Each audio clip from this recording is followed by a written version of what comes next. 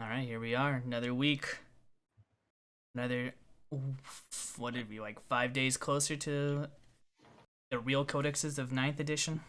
Yeah. Yeah, Almost, baby. almost there. Well, I'm the host, Mathias, again, joined by my boys. John. And Travis. And, I just can't wait for the new stuff to come out. I want my Black Templars. I want my Crons, even though those will mainly just be fluffy armies and never be really competitive for me. Because I'm a filthy Dark Eldar player. Until they're totally trash. The Vec comes out, and then you'll be even a more hardcore Dark Eldar. I'll be one of those slave girls on his ship. There you go. That's how hard I want Vec to come out. Oh, baby. So, I'll just start off with what I did, because I always ask you guys what you did during your week. Okay. So not much. I didn't do anything really. I got really addicted to a new game that just came out recently. Well, I don't know exactly when it came out. It's an early access Steam game called Phasmophobia. Oh, I heard that. I'm Nice. assuming by your laugh, you know what that game is. I do, yes. It's just a little ghost hunting game. Yeah, dude. And you go around, you just try to find ghosts, and I mean, you don't capture it or anything. You just discover what kind of ghost it is and try not to die. It's been consuming my life. It's been very fun to play. Been playing it on stream. Try not to mess up my pants. And then also on stream, I did my little trying to make it all spooky Tober kind of theme. I did some Shadows of Brimstone models. Got my ancient one, Nice. as Travis called it, Cthulhu with a shank. Mhm.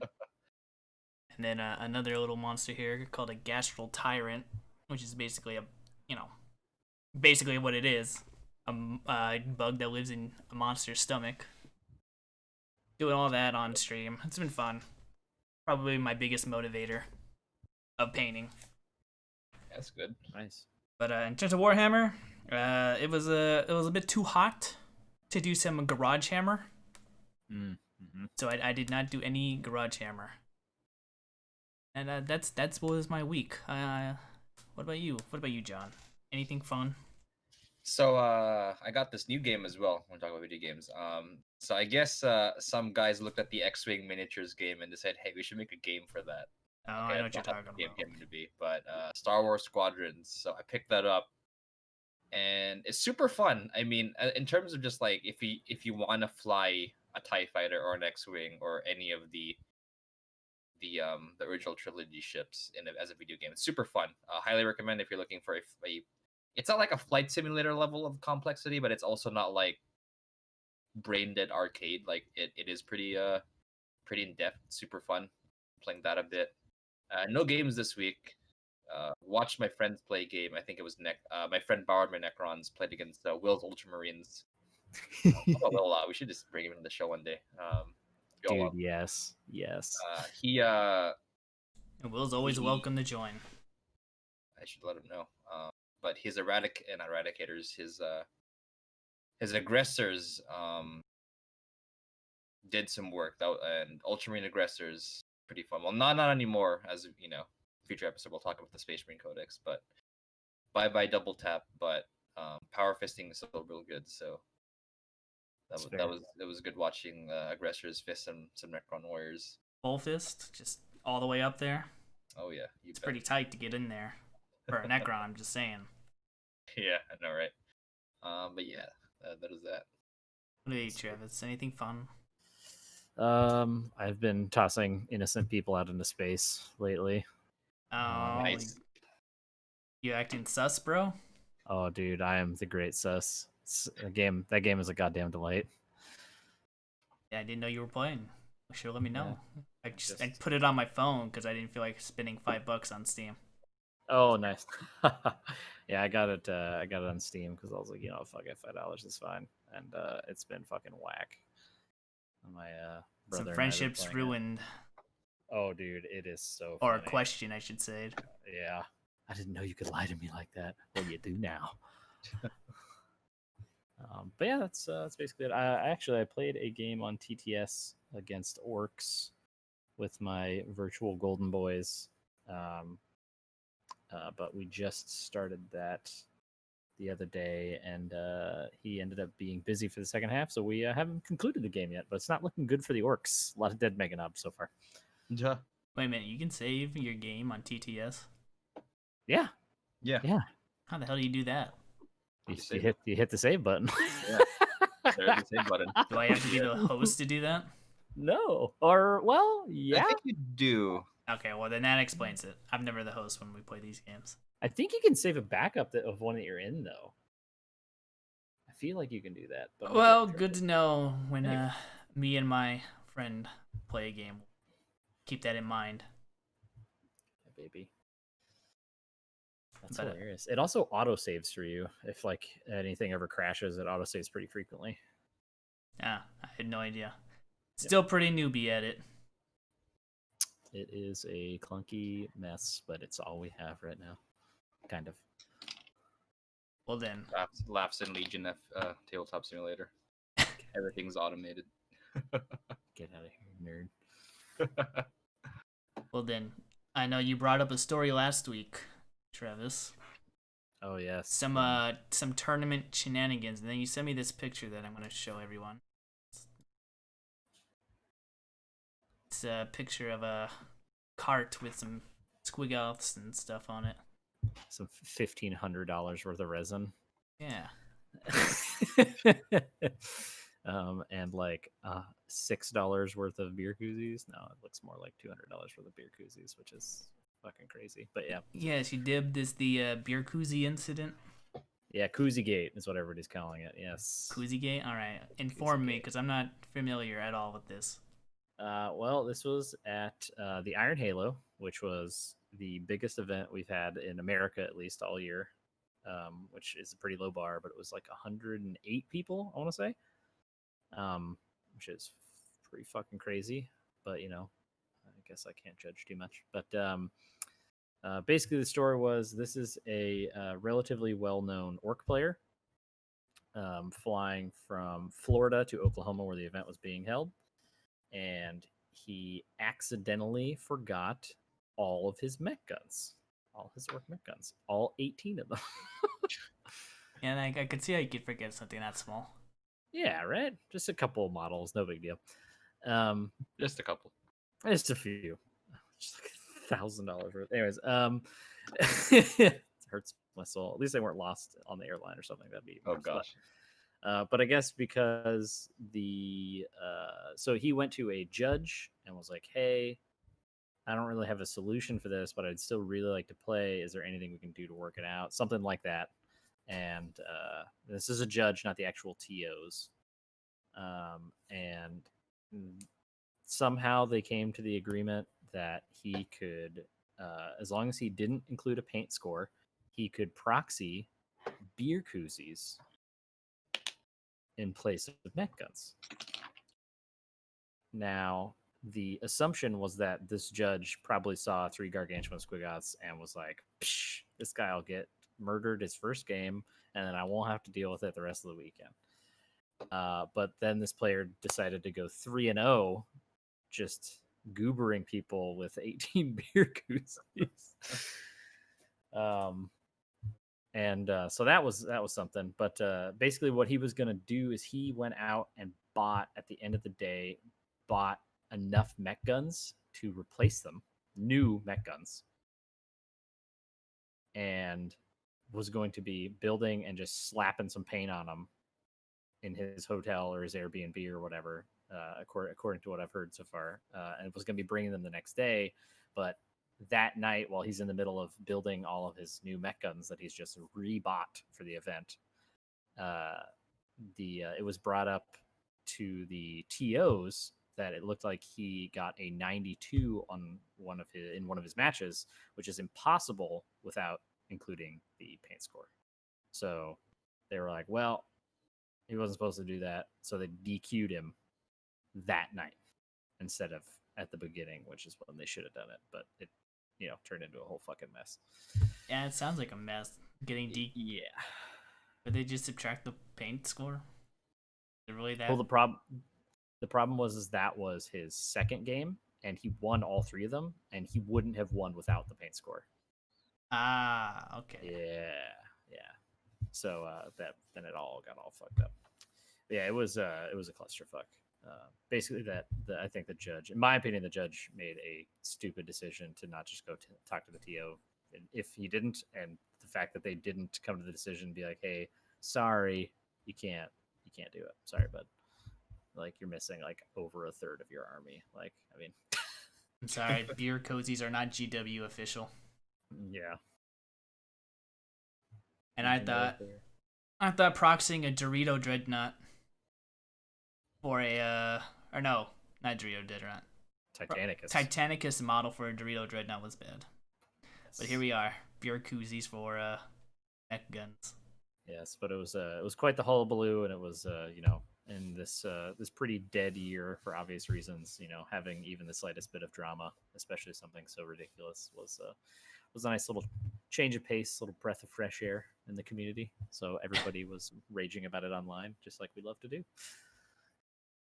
All right, and then I guess that's the story of the beer koozie incident gate, whatever it's being called. Yes. And I really followed the drama. Well, you should, Matt, because it's the best part of the hobby. Oh, you bet. It always even is. in other war games, not just Warhammer guys.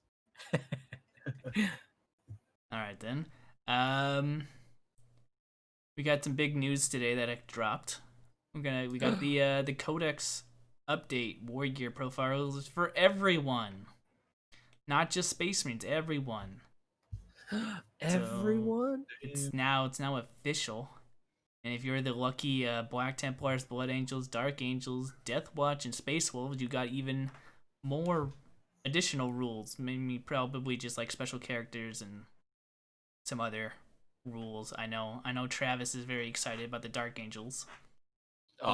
Me too, man. I'll let him discuss it. Oh yes. Were you about to say the Deathwing, John? The Deathwing one's a meme. What? I'll explain why. Oh, dude, it's insanity that they get built in transhuman. So what? The joke I've been telling people, especially for our listeners who have been listening to the previous episode, it's like the rules designers looked at the 30k Deathwing rules. The one where you hold the objective where you lose. Mm-hmm. I was like, this is garbage. Let's make them OP as hell at 40k. It's insanity. Like, it's just like, I don't think they're gonna be the most oppressive thing ever because it's not like they have that much output. Mm-hmm.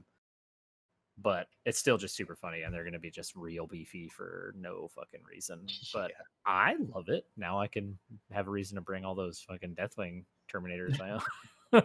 There you go. Did you explain what it was? So transhuman is the 1 CP, 1 CP, 2 CP, 1 CP. No, it's 2 2 CP. 2 CP. 2 CP, right? 2 CP stratagem to make it so that your infantry unit can only be wounded on a 4-up. 1, 2, 3 always fails, right? They started baking in a couple rules in this little update here. One of them was on some dreadnoughts, and the other was on this unit, or Deathwing. What was it? It was inner circle units, which is what the Deathwing have. So the Deathwing characters, Deathwing Terminators, and Deathwing Knights will all be having the baked-in ability to never be wounded on anything less than a 4, which is crazy. That sounds stupid. Yeah. It's pretty nuts. And it's just free. I mean, it's completely free. I don't understand. But all right, cool. Fuck yeah, I'm in. And then... wait a second. Interesting news. Oh, yeah, go ahead. What do you say? Our Blade Guard inner circle? No. There's no way. There's no way. I was about to sell my Necrons right now. Just kidding. But I'm going to check that, though. But I don't think so. Okay. But Asriel got to keep his 4-up invuln bubble, which was my favorite thing in the whole world. I really like that. It's only for core units, but I mean, literally fucking everything's a core unit because Games Workshop doesn't know what the fuck it means to slim something down. And I'm in. I'm all about it. Yes, my characters for good old Black Templar got all +1 strength on their weapons. So +3, +4, +3 weapons now, and instead of doing D3 damage, they just do a flat 2 damage. So no randomness with that. So I'm happy. I'd rather take the 2 than the chance of getting a 3. Yeah. They're good Space Marine killers. Freaking strength 7 Hellbrick. Or was it Emperor's Champion? Ridiculous. Yeah. Ridiculous. They're going to be blenderizing some people, that's for sure. Oh, I can't wait. I just picked up some Dawnbreaker Assault Marines for my Heresy Blood Angels, which I was planning on using as Thunderhammer equipped Death Company whenever they got 2 wounds, which I guess is now. So John's hobby army ADHD has gone haywire again. What the pain. That's the best part, though, is when you just lose control and you wake up the next morning in the middle of a field covered in boxes full of resin from Forge World. It's the best thing ever. Oh, you bet. Just resin powder all around you, you know. You just Next don't know to what happened. The desecrated corpse of your wallet. Oh, those Dawnbreakers are super sexy, though. Oh yeah. Yeah, I'll be. They're a 30k unit, but I'm gonna be using them as Death Company with Thunderhammer. They hit hard and they're tough, so it's gonna be awesome. Yeah, I mean, here it is. All the armies updated. I mean, from what I saw, just looking at my Eldar and anything Eldar. I mean, for us, it was just weapon changes. Nothing really changed at all. Mm-hmm. I assume it's the same for everyone, but the 5 I mentioned earlier. Yeah, it's Wargear. Custodian's got the Storm Shield chains. It's cool. Yeah, baby. I'm so hyped. Interestingly, Chaos Marines and Death Guard, did not get +1 wound yet. Wait, say that again? The Chaos Marine and Death Guard did not get updated profiles that give them 2 wounds for their dudes. Oh, they just got their updated weapons? Correct, yeah. Well, I think this just said Wargear, right? It didn't say. Well, because Blood Angels, Dark Angels, all the Marine dudes, they're special units. Like, I was talking about Death Company. So Death Company have 2 wounds now. Right. I understand. Right. Yeah. But not the Chaos Marine guys. I mean, I'm not saying, like, they said it's going to happen. Like, officially, like, it's going to happen when the codexes come out. Just it just didn't happen right now. So. Well, I mean, they're coming out in January, so. Right. No, man. It's Dark Angels. I mean, they'll join them. What a little nice intro with the Fallen. You have Chaos Marines released same time. I still think they're pushing Chaos Marines back because World Eaters or Emperor's Children are coming out soon. Dear Santa, all I want for Christmas is Angron, please. Or you're not going to get it. You're not going to get that. Don't you shut your fucking mouth, man. We want another variant of Mortarion, please. No. All right. No wings, big fucking 2 axes. I want him to have a cod piece with like a big horn on it and just a dreadnought impaled on his fucking cod piece. Bro. There you go. All right. Well, and then let's get on to the last little bit of news before we dive into the big chunk, which is not much we really talk about here, but the Sons of Behemat Gargants come out. Or at least for pre-order next week, or this week. Yeah, pre-order. Ronald Dahl will be so happy. So we got the new Giants models that they've been teasing for since LVO. I think so. Yeah. I think these are just these are Age of Sigmar Knight equivalent. So I think most armies could take them as an ally or something. I'm looking at the new model compared to the old model here. That's a pretty big boy. Oh yeah, he is huge. I didn't realize they were gonna be that big. I mean, I didn't realize they were gonna be that big. So yeah, those are coming up pretty interesting, which is cool. I mean, updated giant models. If you don't want to run an army, here you go. Here's your knight equivalent. I'm sure they'll Luck- do something. Luckily, there's no Imperial Fists in Sigmar, so they'll be No, fine. no for now. bolter fire to look forward to. That's an interesting comparison, is because, like, for instance, in the 40k meta, there's not really any room for knights because getting a knight like one shotted off the board is so easy to do right now. Right. Is that something that, are people excited about this, or are people worried that it's going to be like oppressive? I'm just curious. I think people are excited because I think the vehicle meta, quote unquote, monster meta in Sigmar, it's pretty varied amongst factions. I mean, there's some builds, like there's some Slanesh builds that are just like, here's like 6 Keeper Secrets, kind of thing. Mm-hmm. But there's some where it's like, hey, here's a Maw Crusher for your orcs, and that's not gonna get shot off or die instantly. Like, it'll do work. Okay. So I don't think it's gonna be as oppressive, especially because faction abilities in Age of Sigmar are so powerful. Okay. And I don't see taking one of these breaking your faction, but they're not getting their faction abilities, So Yeah. Yeah. I'm leaning towards they might not see as much play as allies, but who knows? We'll see. They're cool. Nice. They're dope models, and it's Yeah, cool that everyone can take them. Yeah, they're dope models, but my problem with Age of Sigmar is we always get like a quarter of an army from them. It's never like, it never feels like a full army. Yeah, So I that mean, the is Giants fair. will always be that. Yeah, I'll take one for an ally, and then never really do an army of it. Right. Though I don't think you could really do an army with Giants. I mean, you could, but I don't probably think can. I don't think it'd be good. Yeah, it's like 2 kits, two. Aren't that fun? It'd be like what when the Titans first came out, you could only take like 3, maybe 4, depending on the weapon variant, Of knights, yeah. before you could start taking more. All right, beautiful models though. But anyways, cool. Well, it is thanks for beautiful, but I think we are ready to jump into the big meat and potatoes of the story today, and that we got the Necron Space Marine Codex, and we are gonna start looking at them because we have access to them, so that's why we're gonna look at them. Yes, we furiously paused videos from other channels and took screenshots. No. I don't have that much time. But first one we're gonna look at is the Necron Codex, because I know John is super excited, Yeah, baby. super rock hard for these guys. The Necrodermis is going. So Yeah, it should be cool. what do you want to talk about, John?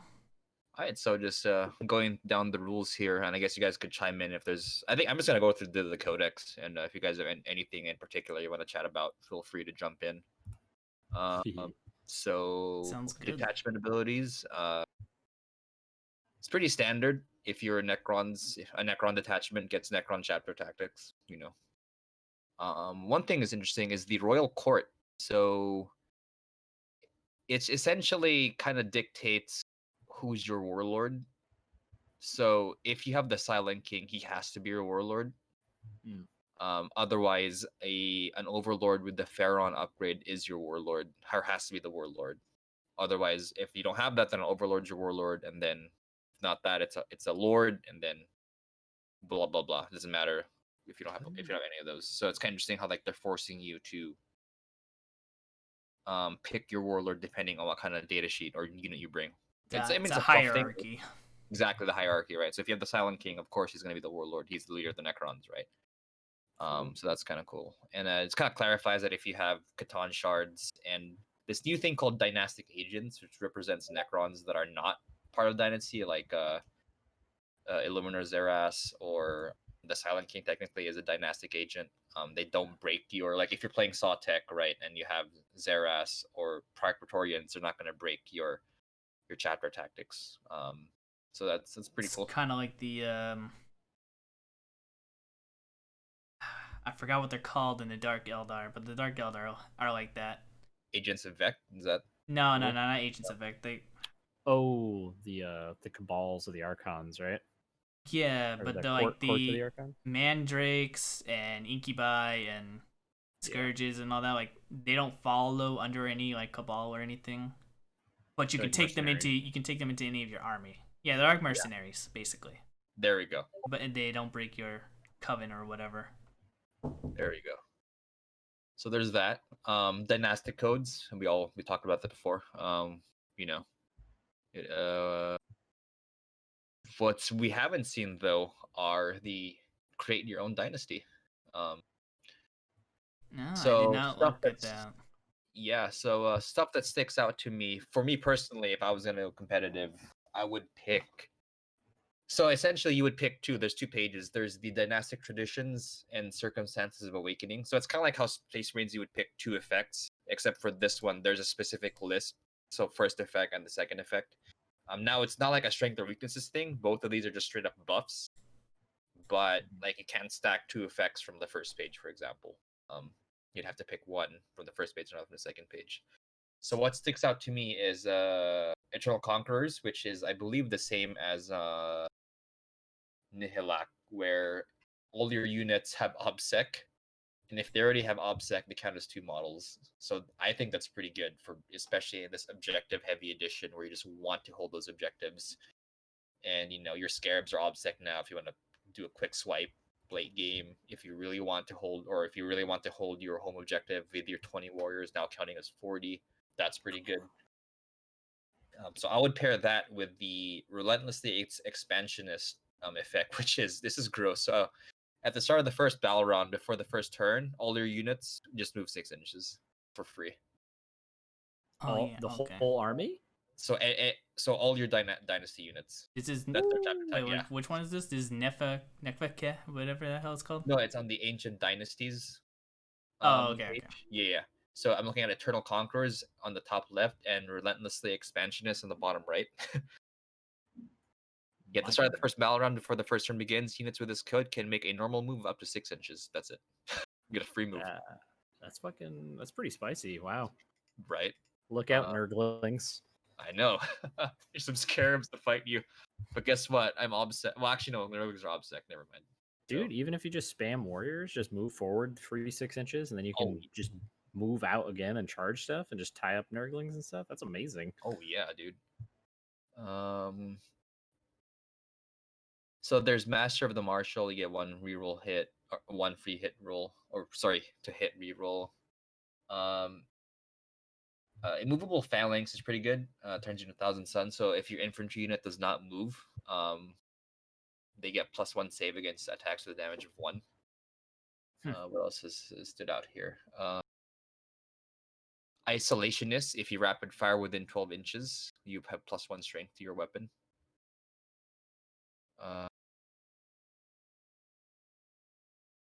This one's cool. Every time you roll a 6 to hit in melee, it automatically wins the target. I could see that being good with flayed ones. Flayed ones. We'll get to them. Yeah, we'll get to them. But I think we'll see more, just like in the Space Marine meta, we'll see more custom chapters or custom dynasties instead of the standard ones. Except maybe I think Sawtech, because that rapid fire within 18 thing is damn good, I think, especially for Gauss Reapers. Being able to rapid fire 14 inches. Too bad it's other property being reroll Moraltes. It's kind of lame. Yeah, it's pretty lame, I will say. Zarakhan I could see pretty good because Zarek, the Silent King, affects he gets, as part of the army, gives it buffs and whatnot. The rest, I mean, they're cool. Like none of them I think are bad. It's just the case of if you want that extra oomph, you should probably just make your own. I mean, I didn't think the standard ones were that bad. Yeah. So I mean, when you have customization, there's always more to play with. Exactly. But yeah, I mean, I mainly just checked up on the standard dynasties, trying to see if there was anything we didn't know about, which was pretty much what protocol everyone got, I guess. Yeah, it's the same thing. We'll go over protocols later. So there's that. Now we go to stratagems. Lots of new stratagems and lots of reworks of stratagems. I did not look at any of the stratagems. That one I just like. I don't know any of this. I'm just gonna So skip over. that's fair. Stuff that sticks out to me: Storm of Cleansing Blades, 2 CP strat, picking the flayed ones at the end of the combat phase, they fight again. So just a cheap 2 CP fight again for flayed ones. So I could see that if you want to run a blob of 20, that's pretty good. Extermination Protocols used to be a 1 CP strat that your destroyers reroll hits and wounds. Now it's a 2 CP strat, can only target the ranged destroyers and reroll wounds only. Ugh. Well, I guess that's not too bad. Yeah, and they're still good. You're just paying a little bit more, especially in this edition where you get more CP in general. Oh shit, my dude. Bless you. Oh, sorry. Thank you. Apologies. Try to take it as far away from the mic as possible. Don't want to affect this. What I was gonna say is because you can still my will be done the unit for +1 to hit, and then if you have a destroyer lord, it still gives them reroll 1s to hit, or is that reroll 1s to wound? So we don't need that because all destroyers now have innate reroll 1s to hit. Fucking money, perfect. Yeah, cool. So I just realized that actually, it's like, wait a second, yeah, they already have reroll 1s to hit for being destroyers anyway. So this is not a special rule that's destroyer specific. They just happen to all have a special rule that's reroll 1s to hit because they hit everything. I got a question for you guys. Mm-hmm. What do you think of these new color-coded stratagems? These battle tactics, epic deed, requisition stratagems. Makes it easy to read, which is nice. Also helps with like, I don't know, maybe some future proofing somehow. Like if the enemy uses an epic deed stratagem, you say F you and you don't use it. I don't know. But if anything, it just makes it easier to find what you want to find. So it's nice. It's cool. Like they're literally just. I mean, I'm sure they're gonna have rules that affect it in the future, but Yeah. Man, I like my color-coded stuff. All right, it makes it look organized, like they know what they're doing. See, that is the ever sharpened double-bladed or double-edged sword that is Games Workshop organizing literally anything. It's just like, okay, cool. All right. Like, we haven't touched on it yet, but there is a character, Dante for Blood Angels, got a update that allows him to cast an Epic Deeds stratagem for free once per game. there we go. It's begun. Which is that's cool. All right, cool. It's like all right, slightly more organized, but I feel like it also leaves room for like any more mechanics. The more complicated the machine is, the more likely Games Workshop is to completely fucking fuck it up. But that's just my pessimism talking. That's fair. Especially, I mean, we've talked about before about like when we did our Legion episode. Like Legion is Star Wars Legion is a very balanced game because there's 4 factions. Without stratagems, without like psychic powers or anything. While 40k, you have like 10 plus factions who are all going to have their codex with this kind of depth to it. So, yeah, definitely interesting how they can handle that. Mm-hmm. Yeah. Let's see if there's anything else interesting here to catch. There was one. It's Whirling Onslaught. So pick a Scorpec Destroyer's unit. It's 1 CP, -1 to wound when you're being for the whole phase. When they're being attacked, because apparently they whirl their blades fast enough, it starts deflecting things. So I mean, hey, -1 to wound works for me. It's like that. It's like that guy in Indiana Jones until he just shoots him anyway. Except this time, you just can't shoot them anyway. Death Marks. They lost their intercept rule because it is now a stratagem. 1 CP. Unlucky. What's the rest of their profile look like now, though? Oh, It's get to there. they We'll hit get to on there to the 2s. units. Yeah, Okay, we'll get the units, but they hit on 2s. And the hex mark is now what's called Hyperspace Hunter, which is what this stratagem, the keyword works of. So you could pull that with the hex mark, which is kind of cool. That's why. Okay. All right. Yeah. The Mephrit stratagem of 6s to hit or another hit is now a generic stratagem. Relentless Onslaught. It only affects a core unit, but essentially when you shoot, every 6 to hit is an extra hit. So if you want to just shred people with the Immortals or Warriors, or just stack with Tesla, that works too. Yeah, that's such a good stratagem. I used to use it on destroyers when I needed to extra murder something. Yeah, well now it's only core, but it affects everyone, which is cool. Ooh, did our destroyers not core? Good question. Well, we'll get there, I guess. We'll but- get there. But We will get there. You hold We'll off get on your there. unit questions. We got Matt, a lot of units to Pull go over! through. I gotta see this. one more I'm gonna chat about for stratagems. Revenge of the Doomstalker, because I'm in love with the Canoptic Doomstalker right now. So this makes no sense to me, like lore wise. Maybe because I haven't read the lore of the Doomstalker. But essentially, what it does is if a dynasty character is destroyed by enemy unit in any phase, whether it's shooting or combat or psychic, you pay 2 CP and pick a Doomstalker. That Doomstalker shoots the guy who killed your character immediately. What? And every time you attack that character, you get +1 to hit. It's like, okay. That is, So if you remember, I mean, we're gonna go over it, but the Doomstalker essentially has a giant las cannon that fires D6 shots, so that's pretty hilarious. Oh yes, the one with the Doomsday Arc gun. Yeah. So again, you welded to pay, his ass. so get your character killed, pay 2 CP, and the Doomstalker just shoots it. I like this. I like this Yeah. quite a bit. Solar Pulse, no difference. Quantum Deflection, so Quantum Shielding is now changed. It's now just a 5-up invul, so this makes it a 4-up invul for 1 CP. Oh. Oh, that's a shame. Yeah. I mean, I don't know how it was in 8th edition. I think was that the Roll under damage and you ignore it. yeah. Yeah. That's big rips, bro. That's big rips rips. indeed. So wait, read it out for me one more time. So now it's just a 5-up invul, but this strategy makes it a 4-up invul for 1 CP. So that's all it is. It's literally just a 5-up Just a invul. bug. There's nothing else to it. Yep. Oh my god, that is awful. Okay, no, sorry, I lied. It's 5-up invul and transhuman physiology. Okay. Okay, Yeah. that's not too bad. It's cute. It's not bad. It's kind of cute. Not really good. You know, it's just kind of like okay. That's so crazy though, because quantum, in my opinion, quantum shielding was like one of the most fun rules that Necrons had that didn't feel oppressive. It's just like, oh, you like high damage weapons? Sorry, bro, it doesn't work on this army in particular. I don't know, man. I feel they had to like cull the Necrons from dominating the tournaments. Yeah, I mean, I guess they're gonna be pretty strong after this, but you know, whatever. I don't know. We'll see. I mean, they are first codex. We all know how those usually go. That's Well, true. But can you win against eradicators? That's the question. Anyways. Can Eradicators kill 120 warriors with Silent King? We'll see. Yeah. Well, but the problem is there won't be a Silent King. That's true. He's just a big. He's the tank for your warriors. That's all he does. Mm-hmm. Yeah, that's pretty much it. There's some Catan one. Oh, this is cool.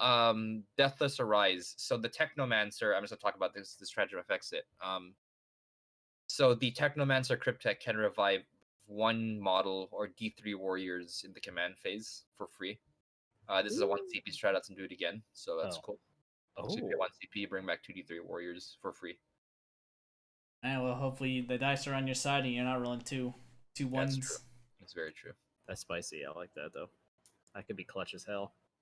Entropic Strike. When a Catan shard is fight until the end of the phase, each time a melee attack is made, invulnerable saving throws cannot be taken. So this is for any Catan. Now the Nightbringer we'll talk about later, but the Nightbringer has his base with his big scythe, but now this is anyone can take it. So just ignore it.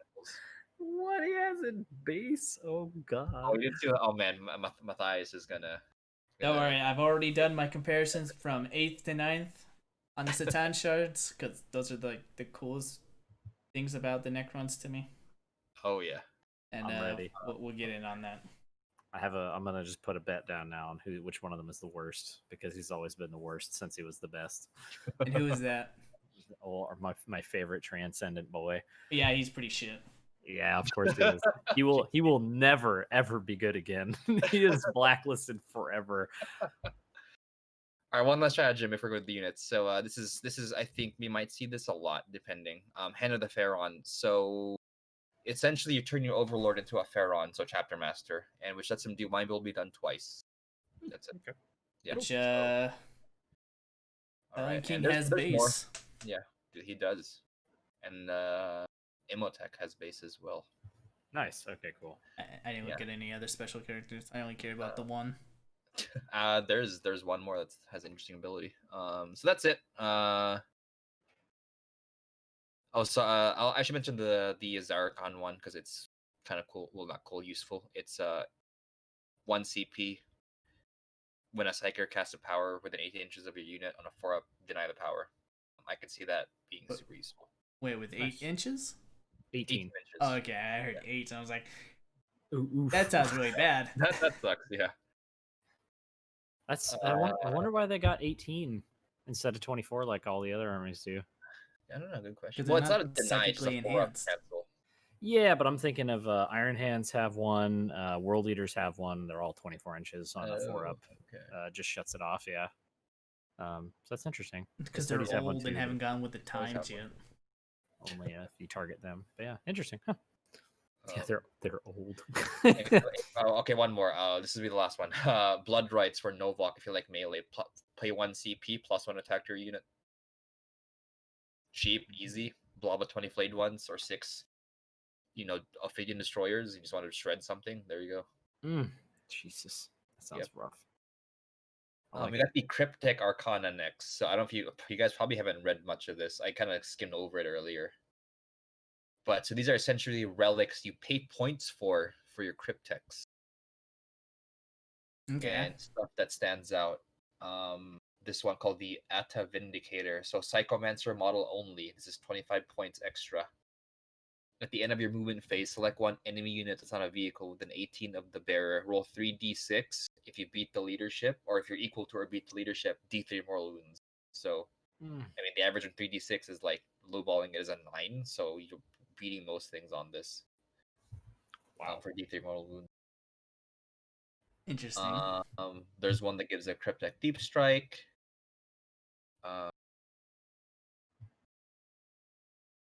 Okay, this one is cool. Phylacteran Hive. So earlier I was talking about an ability for the Technomancer to revive core units. So with this relic or item, it lets you revive Praetorians or Destroyers.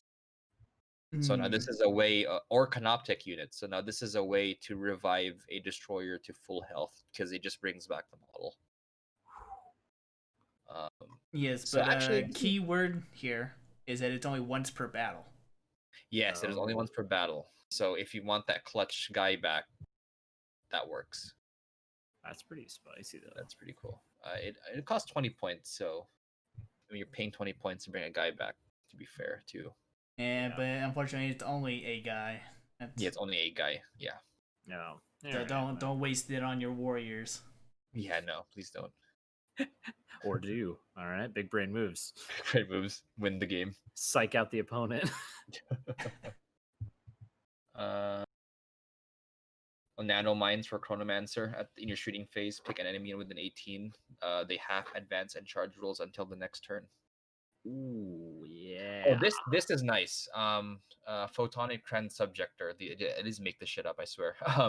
Once per turn, the first failed saving throw turns the damage into 0. So you just ignore the first shot or saving throw you fail, which is cool.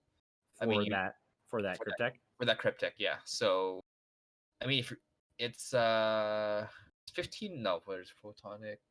It's 20 points. So if you have a really important Cryptek that you don't want to die or get sniped, seems useful. Interesting. All right. There's that. You heard it here first, folks. Get him a platonic babysitter, and that'll absorb the first shot of damage. Oh, there you go. So that's what It's stands a free out. lookout sir right there. Free lookout sir on top of your lookout sir. Warlord traits. These are actually I'm actually disappointed in the generic ones. So going through the list, -1 damage when you're being attacked to your warlord. Your warlord rerolls wound rolls in melee. Actually, that's good for a Scorpic Lord. 5 up, feel no pain against mortal wounds, and immune to melee. Or actually, no. When you not immune to melee, immune to morale. I was sorry. like, what? Sorry, slow I was up. thinking morale, but it's your combat attrition modifiers. You ignore combat attrition modifiers for dudes within 6 inches. The next one is 3 inches extra to your auras. The next one is reroll charges for cores within 6 inches.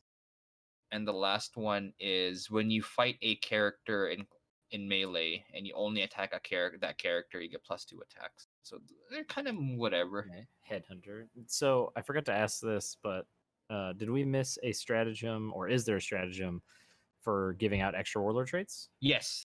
So there's Okay. one for that in relics. Okay, That is the thing. perfect, cool. Thankfully. All right. Thank God. You always gotta have that. That's like standard now. For Hey real. man, you never know. You never know. I mean, I know the Necrons are old, but they ain't that old. Well, not that senile. I remember. Warlord, dynastic warlord traits, pretty much nothing special. Sawtech is the spicy one on a 5-up. When you use a stratagem, you get the command point refunded. Okay. Or actually, it's roll dice for each command point you spend. So, I mean, you only get one. You can get once, but still, like On a 5-up. On a 5-up. I Get feel stuffed, cheated. nerd. I Yeah, feel you so cheated. Garbage army. Freaking Vex had this. It was great. Then they nerfed it so you can only get one. And ours is on a 6+.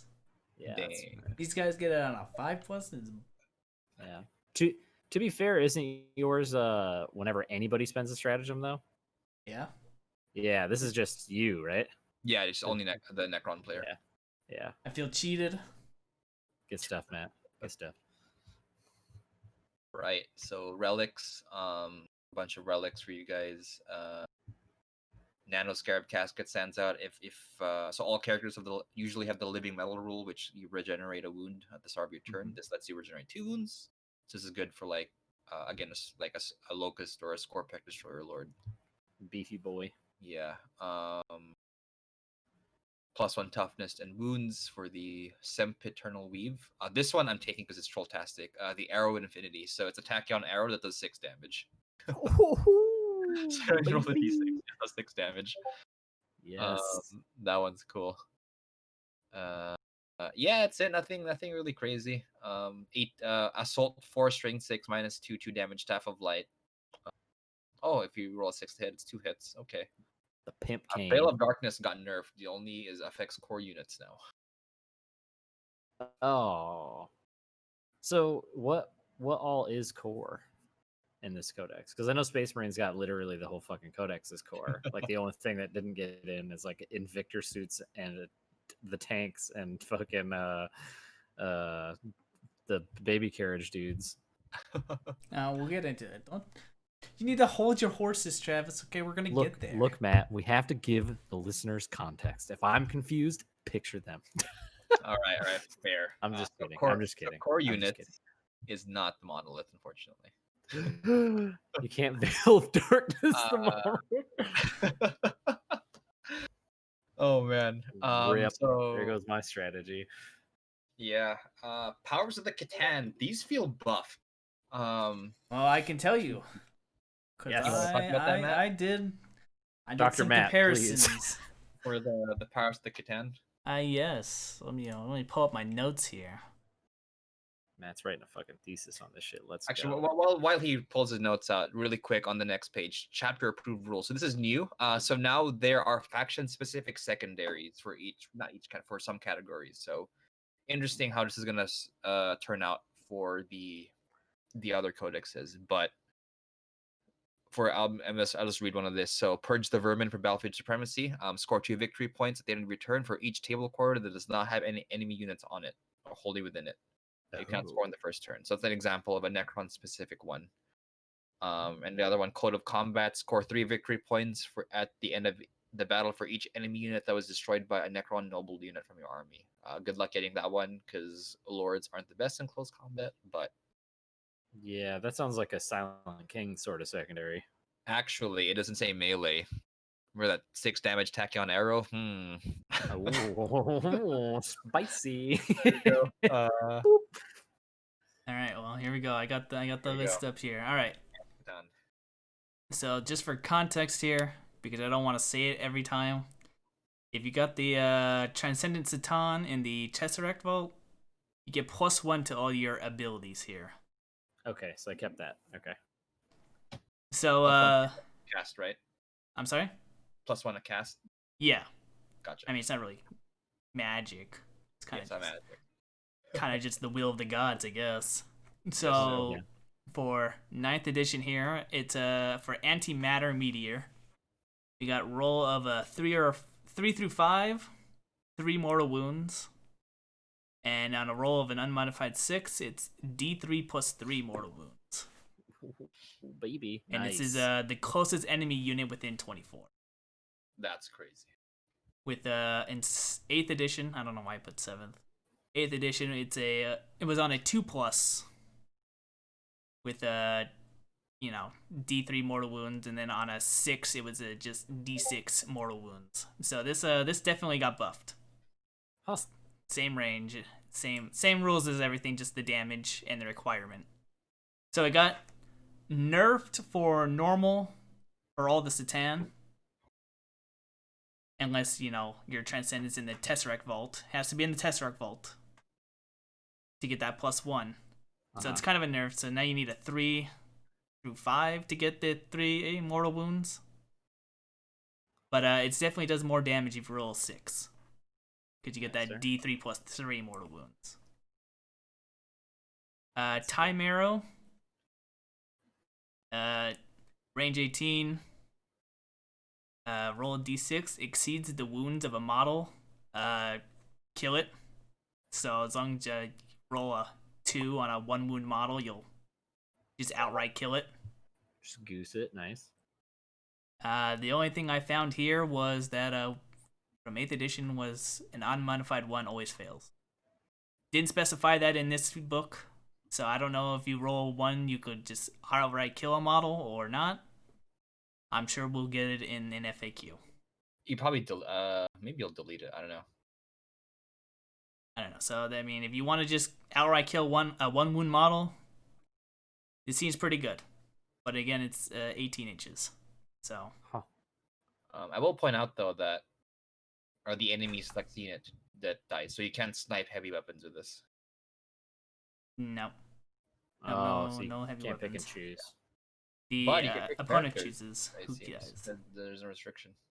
Oof, it's true. You just select one enemy within 18 of invisible to the Catan shard. Yep. Yeah. Wow. Okay. Sky of Falling Stars. This is select 3 units within 24 inches on a 1d6, 1 through 5.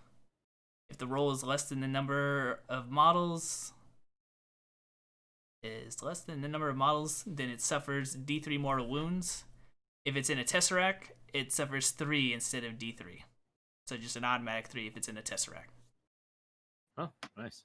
And the only difference I saw here, which I mean makes sense, is it's a non-modified 6 always fails. So that's pretty much it there. And for Cosmic Fire, was pretty much the same. It's 9 inches, 4+, D3 mortal wounds. If it's in a Tesseract, it's an automatic 3 mortal wounds. This is anyone within 9 inches. So. Oh, every model within 9 inches of this on a 4+ suffers D3 mortal wounds, and if you're in a Tesseract, it's an automatic 3 mortal wounds. Damn, that's a really big buff. That was definitely one of the better powers for the Tesseract during the mortal wound spam days. Well, I remember this ability quite well when I had to fight against the 3 Tesseracts. Yeah. Tesseract Deceiver combo. That's crazy. Wow. Seismic Assault. This is select an enemy within 18 inches visible to the shard on a 6. On a 6+, each model suffers a mortal wound. +1 if it's in a Tesseract. So this is like bombing. Yeah. So you only get a maximum of 10 models you can do this to in a unit. Huh. And if you put them in a Tesseract, you're wounding on a 5+ instead of a 6+. God. And ghost. This got nerfed because in 7th edition, or I put 7th. I don't know why I put 7th. In 8th edition, it was 24 inches, and now it went down to 18. So it took a 6-inch hit. Oh, interesting. Transdimensional Thunderbolt, pretty much unchanged. Nice. Except for the whole, it was very wordy. I didn't really like it. But you select a unit with a wound characteristic, or you target. Basically, you want to target a big unit because you can't target any unit with 9 wounds or less. So, I mean, if you're targeting a 5-man Space Marine unit, that's 10 wounds. So they can be hit by this. On a 2+, they'll suffer D3 mortal wounds. And then anyone within 3 inches of them will also suffer on a 4+, 1 mortal wound. If it's a Tesseract, it's 6 inches and 3 mortal wounds. Damn. Yeah, it's pretty good. And that was pretty much unchanged as well. So, I mean, that's not getting into the unique powers yet. That's pretty much the changes from 8th to 9th. They're really pushing the Tesseract as being the dominant way to go. But we'll get in on that when we get there. But what do you guys think? Pretty brutal. I like it. It's a lot of mortal wound spam, baby. I want to take Antimatter Meteor, but Time's Arrow seems too fun. Just delete characters. Because it ignores lookouts, sir. It just pick a unit, and if you're on equal to or more than their wounds, it just dies. Which is pretty goddamn crazy that there's no line of sight restriction on, or not line of sight, the lookouts are restriction on any of this. Well, a lot of it's just like, closest visible model. Some of these are, and then. Yeah, that's fair. I mean, unfortunately, the Tesseract spam can still be done. I don't know if any of you have ever experienced this. I have. But we'll talk about the Deceiver powers soon. I'm gonna get into the unique powers. So for the Deceiver, he got Cosmic Insanity. This is a new ability. Okay. A unit within 12 inches roll off and add the dice to their leadership, and suffer more wound for how much you lose to the Deceiver. So basically, like old Mind War. Yeah. With the Farseer. So if I'd have to look at the Deceiver's leadership, but I'm just gonna say 10. Yeah. And your guy's leadership 6. You roll a 1 and he rolls a 6. 16 minus 7. That's 9 mortal wounds right there. You'd suffer. Damn. Take that, Grot Squad. Yeah. So this is basically like old Mind War. Pretty. Not bad though. Pretty good. Of course, I mean the caveat being it's 12 inches, so you gotta get up close, and I don't know how close you want to get up with the Deceiver. The Nightbringer, range attack became a special ability, or became a Satan power. Gaze of Death. This used to be his base range attack. Oh. It's now a Satan power, and it's just pick an enemy within 9, roll 3d6 on a 4+. That unit suffers D3 mortal wounds. For every 4+, right? For every 4+, yes. Okay. In 8th edition, it was just a ranged assault D6 minus 4 D3 wounds. If it was against infantry, it always wound on it on 2+, and vehicle 6+. So this is a straight buff then. Yeah. Yeah, it would be it depends on how you would, but in terms of what it does now compared to what it did then, yes, it is a buff. But remember that you have to take, this is an automatic take on the Nightbringer. So you're down. You're down 1 Satan power you can take. Okay. Satans, except for the Transcendent. In the Tesseract, I think I'd have to look at the base one. Mm-hmm. All Satans only take like 2 powers. Ooh, okay, yeah, all right, that's fair. And then we talked about this last time with the Void Dragon. Enemies within 18 inches This is basically the Void Dragon is basically the transdimensional Thunderbolt, where it's can't target any units with 9 wounds or less. Mm-hmm. On a D6 2+, they suffer D3 mortal wounds, and then the only difference being that if a vehicle gets hit by this, the vehicle acts as if it's down a bracket pretty much for that turn. Oh. Yeah. So going with his theme, if you can target a vehicle with this, get a cluster of vehicles, you can do some damage, especially on knights, forcing them to spend like a CP to act like they're full strength.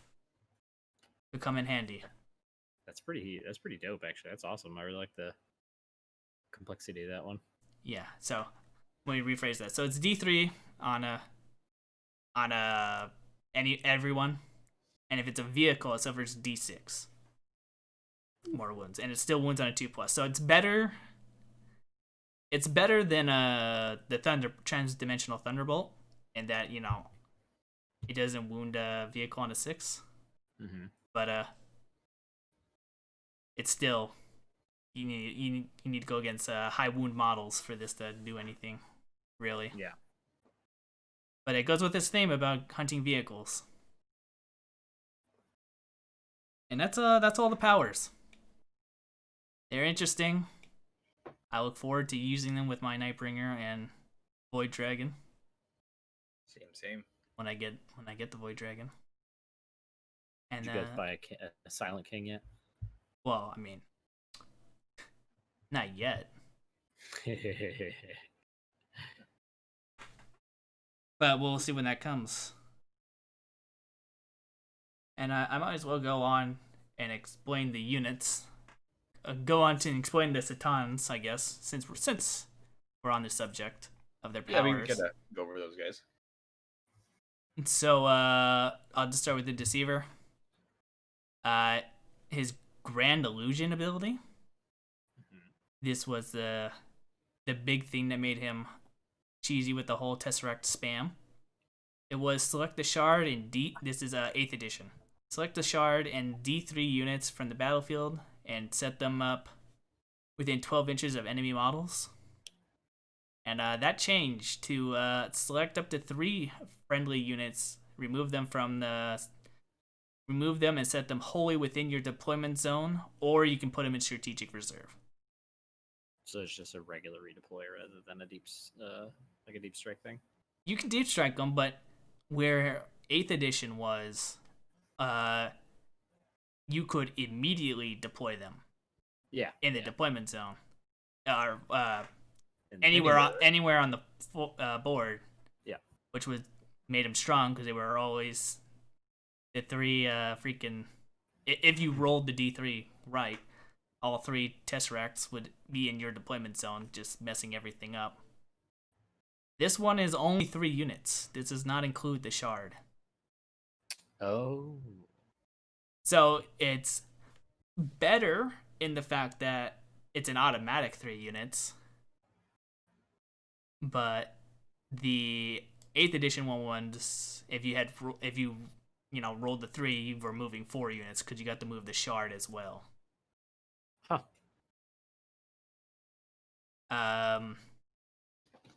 So that's his ability that got changed. This ability, I'm only going to mention once. All the Satan shards have this ability. Enslaved Star God. 8th edition was never have a Warlord trait. 9th edition can never have a Relic or Warlord trait. In addition, enemy models can ignore the Lookout Serve rule.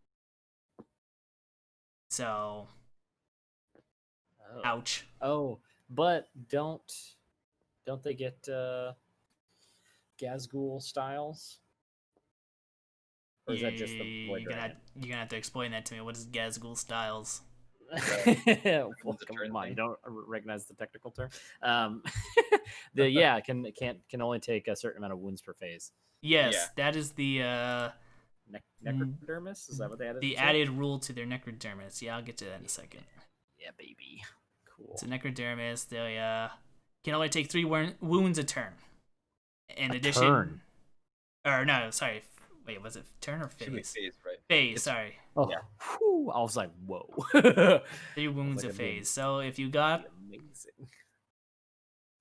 the shooting, psychic, and combat, you can kill this guy in one turn.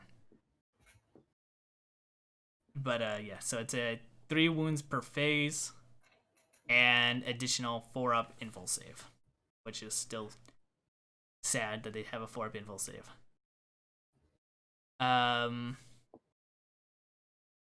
We got misdirection. And the 8th ruling was why do I have dread? Oh, they got rid of this. So it used to be called like dread. It was -1 morale test within 12. Changed to -1 to hit. Just him. Wow. Reality unravels. This is Satan blowing up. They blow up on a 4+. That didn't change. What did change was the range of the explosion. Instead of being 3 inches, it's now 6 inches. Oof. Yeah, so they explode a lot larger. Sick. And two things to mention with the Satan is all of them are 350 points. I believe, and the let's see, Transcendent. No, the Transcendent is 270, but the character ones are all 350. Wow. Special character ones, and you can only have 1 Catan shard per detachment, which I don't think is a big deal because patrol spam, Yeah. Yeah. Not much of a problem. Powers of the Satan changed a little bit. Changed for the better, in my opinion. So 8th edition was they know 2, but can only use 1 at the end of their movement phase. 9th edition is if they didn't fall back or advance, they can use both powers. So they get that's really good. they get a lot more usage out of their 2 powers now. Because I always thought that was weird that you pick 2 powers and you only get to use 1. Yeah. I mean, granted, the powers are good because you can't stop them at all, but this makes it a lot better. Yeah, that's 50% or 100% increase. Yeah. Stat wise, 8th edition was strength 7, 8 wounds, 4 attacks. His golden fists were AP 4. It's now strength 6, 9 wounds, 5 attacks, and his golden fists are AP 3. So his fist took a hit, but gained 1 more attack, 1 more wound, but -1 strength. Seems fine to me. And that's all the changes for Deceiver. Going on to the Nightbringer, my boy here. He got a new ability called Drain Life. Each time it makes a melee attack, cannot use any rules to ignore the wound's loss. Oh, Gazgul, the Gazgul thing is that. So So you mean that No he feel, could no he could lose pain. more than 3 wounds? Is what you're saying? Yep. Yeah. by the wording, he deletes Gazgul in 1 turn. Yeah. Fucking So Dash Guard, Gazgul, fucking Greater Demons. Oh my god. other Satans. Other Satans. Yeah. Stat wise, 8th edition he was 8 wounds, 4 attacks. He lost Gaze of Death as a range attack. Yeah, that's a power. Yeah, that's power now. Scythe was AP -4 D6 damage, wounds on a 2+ unless a vehicle. 9th edition, he got 1 more wound, so he's at 9 wounds and 2 more attacks. So he's now attack 6. Damn. Gaze of Death is now a power. Scythe got 2 weapon profiles for it. So he got a Reaping Sweep, which is -3 AP. Strength user, I believe. And then it was each time an attack is made with this profile, make 2 hit rolls instead of 1. 1 damage. Yeah. Wow. And then he got the Entropic Blow, which 2 times his strength, -4 AP, D6 damage, and no invul saves. Yup. Oh my That's the one. god. So if you do his big strike, he's ignoring your invulns and you're feeling no pain and Yes. everything else. Yes, Yep. and probably your armor, unless you have a 1-up. Because it's AP -4, right? Yep. Oh my sweet jumping Jesus. It's my boy. I'm It is- so proud of him. He will delete things he touches for sure. I didn't put the Void Dragon on here because we talked about Yeah, him we like talked about him last a time. week ago or something like that. So I said doesn't need to be on the list. True. Now the tragedy, Transcendent Satan. Here we go. 8th edition.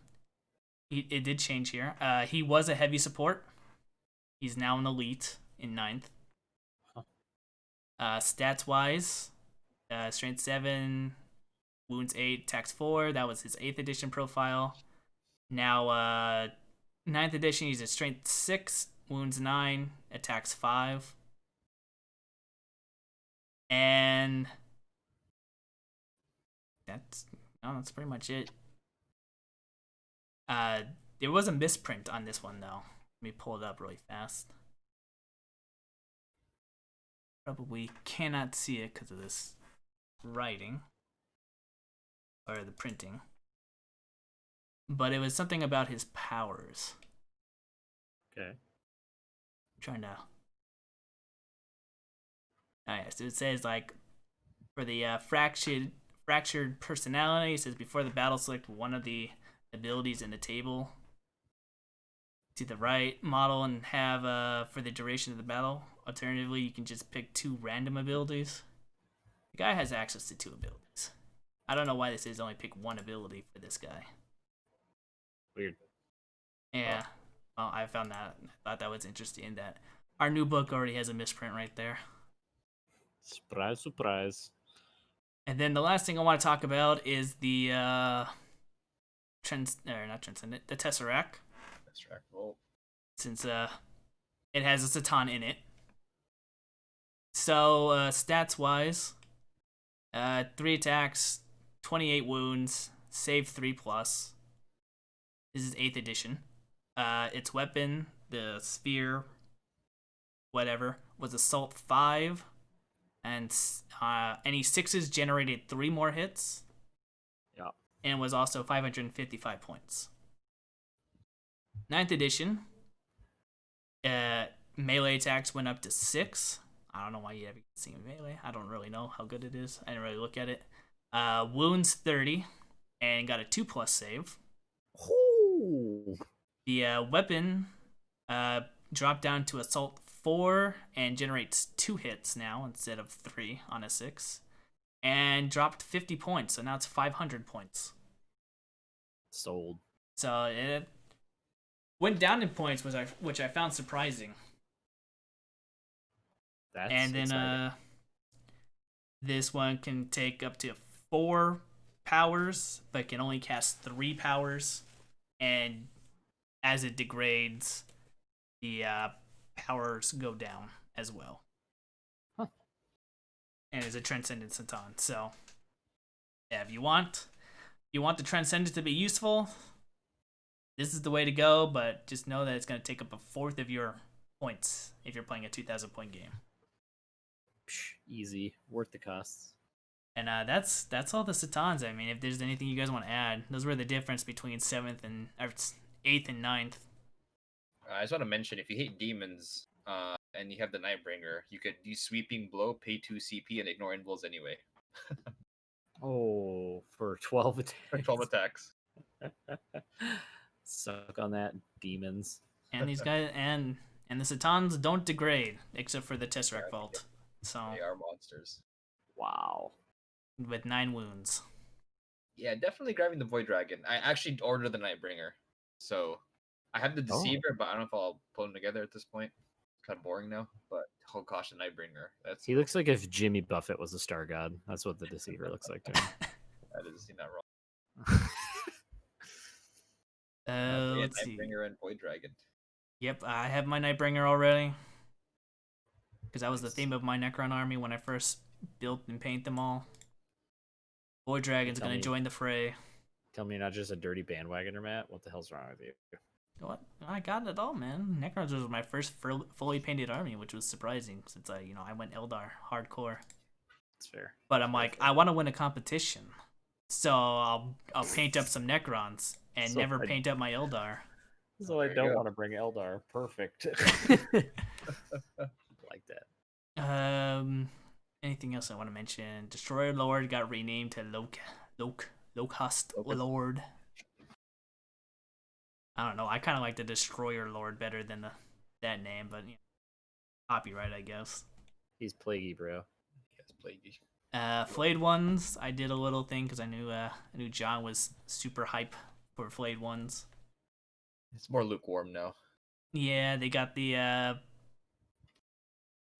was really hoping they were troops, but nah, Yeah. they're never gonna be troops. or Not until melee they start Necron. adding should be more able to- stuff. You should be able to take them as troops if you take Imhotech. I'm just saying. They did get some change though, so they got 8+1 AP, which we already knew, to their claws. Mm-hmm. Flesh Hunger ability.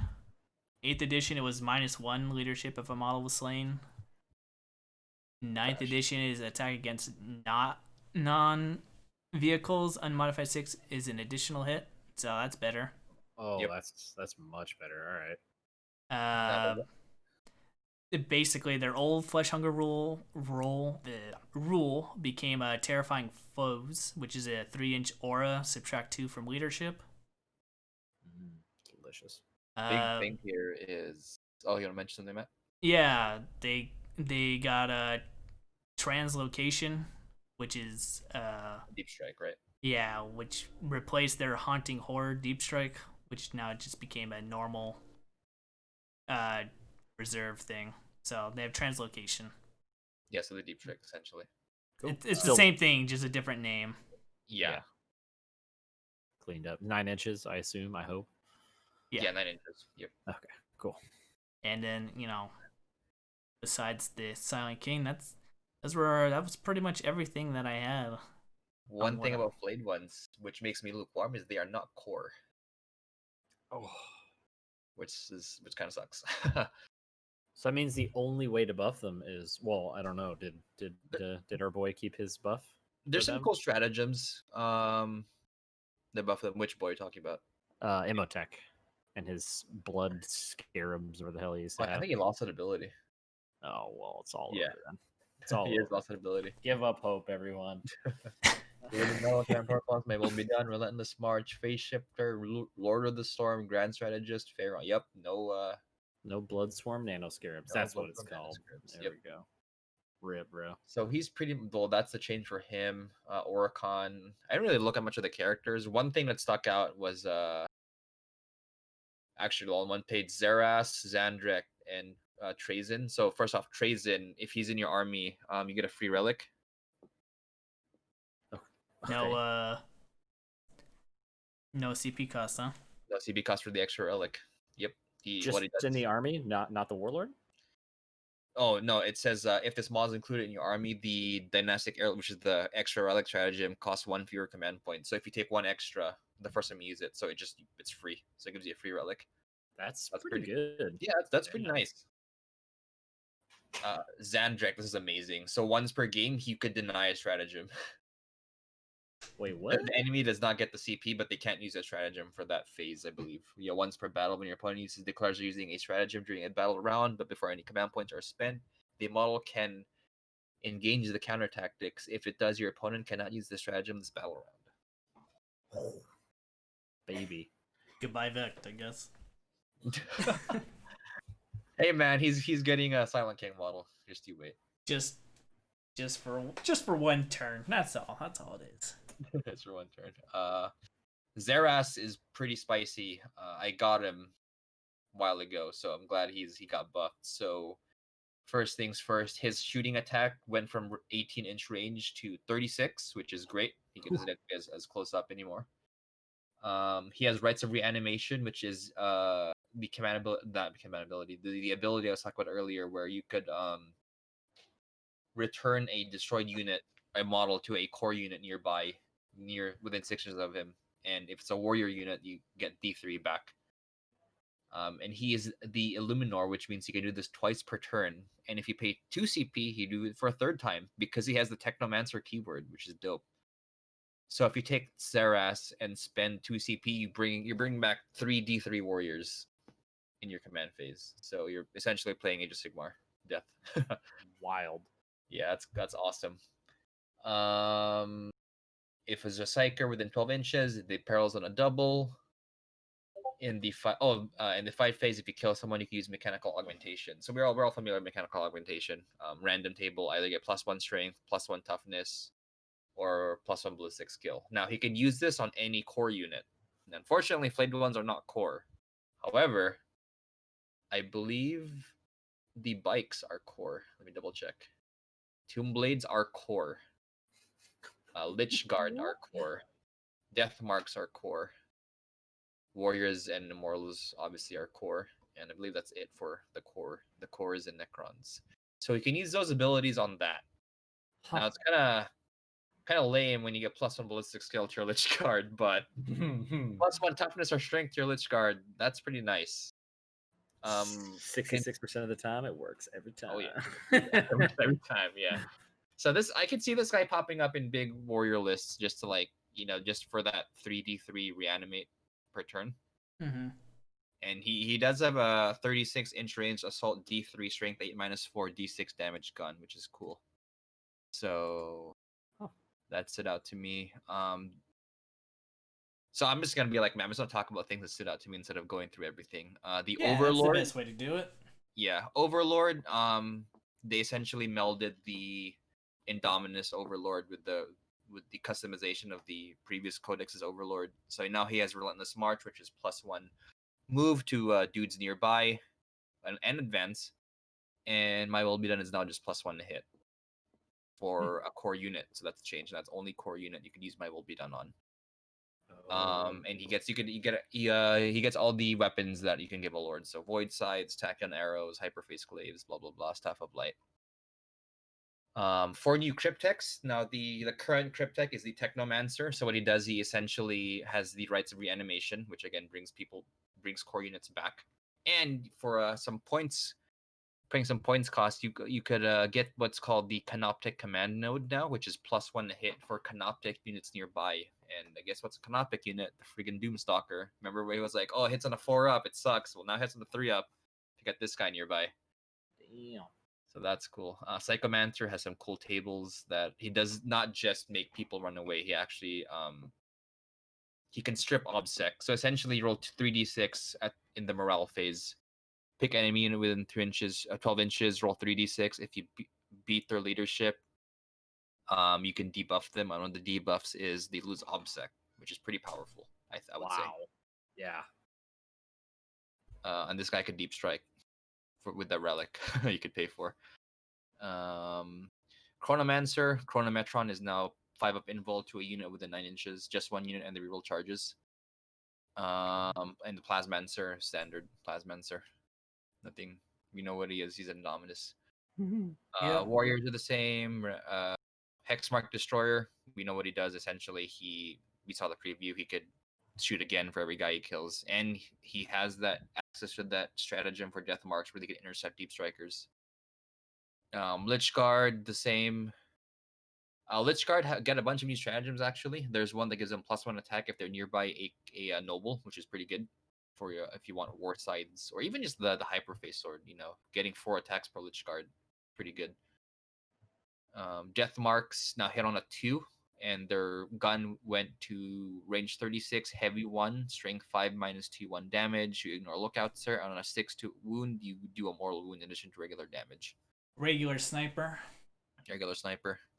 Flayed ones Matt talked about. Cryptothalls are the same. Scorpic Destroyers went down 5 points a model from Indominus. So, and the change I wanted is they can now be taken in squads of 6. Oh, that's what we need. Nice. Yep. The Plasma Sight is no longer an upgrade to that unit. It is now a separate unit, and he just does the Infused Madness ability to a destroyer unit nearby. That's the Catan. Scarabs can now be taken in squads of 9. I believe in Indominus there are only squads of 6. Ophidian Destroyers, no change there from what we've seen on the datasheet preview. Tomb Blades are now core. Triarch Praetorians are the same. Wraiths have a 4-up invul now instead of a 3-up. I believe it was 3-up before, right? Yep. Yeah, it's a 4-up. They do get reanimation base, but they're multi-wound, so it's not that amazing. Yeah. What's their armor save though? They have a 3-up base. So they kept it 3-up. Okay. All right. Yeah. Cool. So not bad. Oh, Blah, blah, blah. I did forget to mention one. What's up?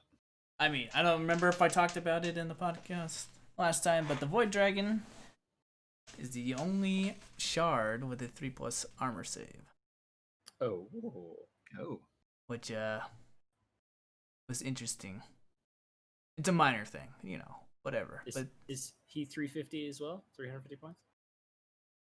let me take a look. They're all 350. All the names Catan are 350. Okay. All right. Just checking. There's that. I forgot about that. Locust Destroy. Oh, Yeah, never mind. I was just saying, his Necrodermis is still the same as well. So, or Okay. Pinball. Locust Destroyers. They just renamed regular destroyers to Locust Destroyers. Locust Heavy Destroyer. It is squad size 1, 2, 3. We know what the weapons do. I think I mentioned earlier, but all destroyers reroll hits of 1s now. So both the regular and heavy destroyers reroll 1s to hit for free, which is an ability that they have, and they ignore the heavy weapon penalty, which is pretty awesome.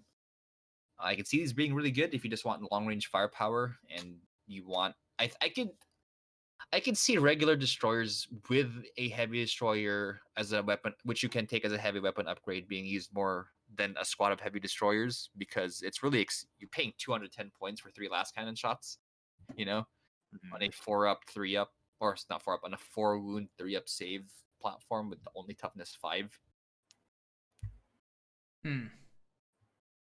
So that's okay. The Doomstalker, which I really like now. So it's Doomsday Blaster, which is 24 inches, heavy D6, strength 8 -2 D3, which turns into 48 inches, strength 10 -5 D6 damage. Is now Blast, which is new. It has a 4-up invul base, which is also new. And it has this the Sentinel Construct ability. Each time an enemy unit declares a charge against a friendly dynastic agent unit within 6 inches of this model, this Doomstalker screams for the greater good and immediately fires Overwatch. No CP, huh? Just automatically. It just says can fire Overwatch. It doesn't say. It just says can fire Overwatch. Oh. So maybe you still have to spend the CP. Well, that would seem weird, right? To just name that, because I mean, everything can fire Overwatch. No, you can fire Overwatch if another unit gets charged. Oh, if another unit gets charged. Okay, so like the Tau rule. It's like the Tau thing, yeah. But the Tau don't pay CP for it. Correct. This guy does. Now it's only D6 shots, so I don't know if you want. Well, I guess it has the Twin Gauss Flare, but I don't know. Watch out. Watch out, guys. 4 Hold up. shots. Whoa. 6 is to hit. So this guy, he's gonna be my main anti-tank. I already pre-ordered 3 of them. I really like that heavy D6, strength 10, D6 damage more than the heavy destroyers. I still think heavy destroyers have their place, but I think this guy will be the main source of anti-tank because of the 4-up invul. Now, Annihilation. Doomsday Arcs are pretty much the same still, so I can see that as well being a good source of anti-tank.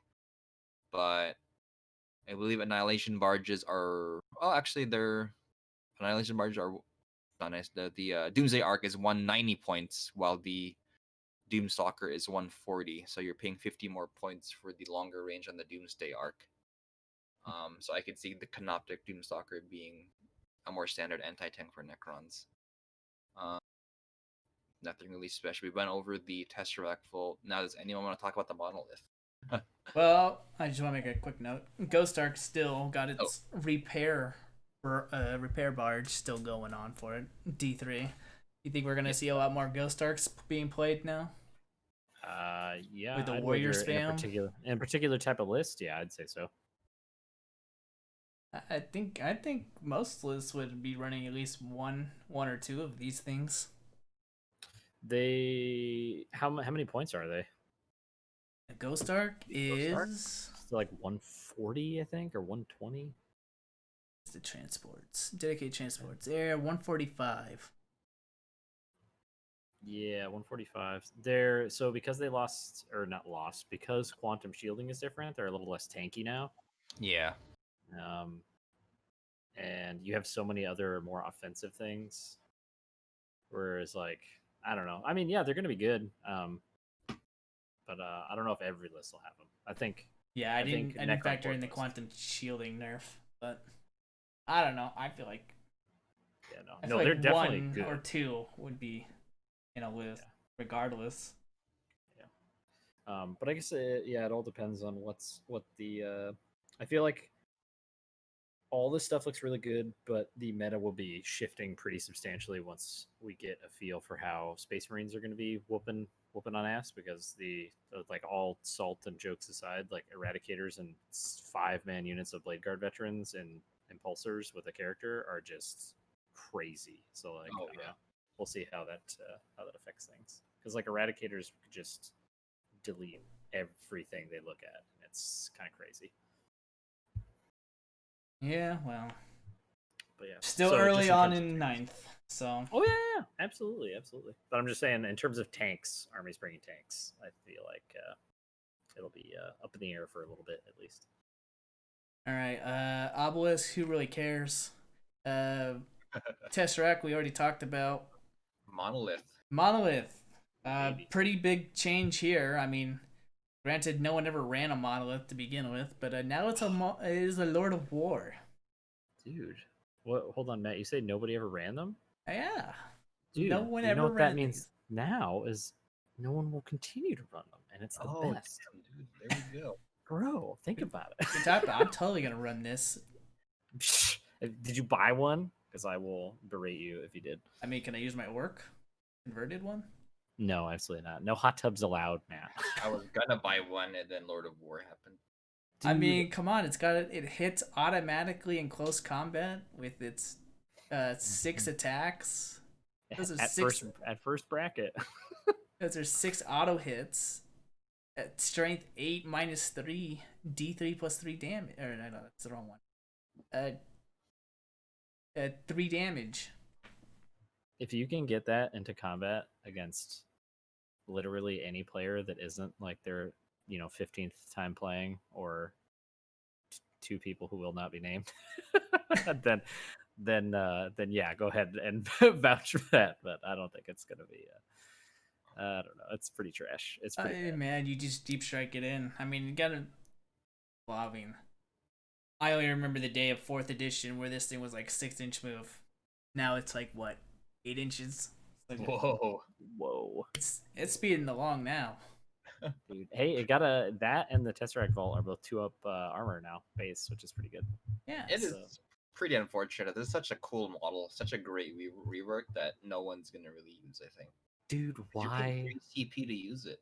Why does it not have an invul? Why? Why? Freaking Why? Doomstalker as an invul, like what? Everything has a fucking invul, bro. What Lord of War does not have an invul now? It's madness. Oh man. Hey, well, I mean, we got. I don't know what its 8th edition counterpart was, but I mean, it's got 24 wounds on it, so it could definitely take a hit. Toughness and wounds are still the same. It used to be a 3-up armor, now it's a 2-up, and that's it. I mean, And now you can only really take one of these, because I don't know why you'd ever take more. picture a knight, but with none of the defenses or anything else. That's good. Close combat, I'm just saying. Hey, man. You could deep strike some warriors in front It's of it. 6 auto hits. It's true. It's true. Damage 3 minus 3. Dude, the 4 death rays though is really cool. I like the idea of it, but That's true, like, yeah. But like the idea of like this 4-shot anti-tank 300 or 400 point model with no protection other than toughness 8, it's just like madness. Yeah, how much is a monolith? Monolith right now is 360 points. Yep. And then 5 points per death ray, I guess. So Yep. if you take 4 of it, that's another 20, so 380 points for this thing. Crazy. Okay. Yeah. Yeah. Not gonna get much out of this. And 3 CP. Yep, that's true. Unless unless you take 2 of these in the Silent King, I'm just saying. Silent King, if you just take a Supreme Command. True. We'll get to the Silent King in a moment. Yeah. Save him for last because he's got all the juicy rolls, and then we'll talk about the little terrain. He has all the rules. I don't. F the terrain. The convergence of Dominion. I didn't even see this. Where are these the things that are like falling apart? Yeah. It's the Necron buildings. Come on. I'm sure They also they're have going to be put in buildings, God of though. War. Necrons dig holes. All right. They dig their own graves. It's true. It's very true. But here we go. We got Necron terrain now. I didn't really look into this, I'm gonna be honest. But looks like it's gonna be got some aura abilities with it. Any core units within 6 inches of this add 2 to their leadership characteristics, so pretty worthless. Seeing how I don't think they've changed, but I'm pretty sure all Necrons are leadership 10. Yeah, they're kind of all leadership 10. So that ability's not that good.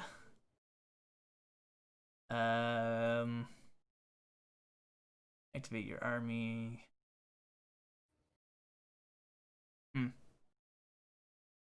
Probably terrain no one's ever gonna use, and I don't really want to figure it out.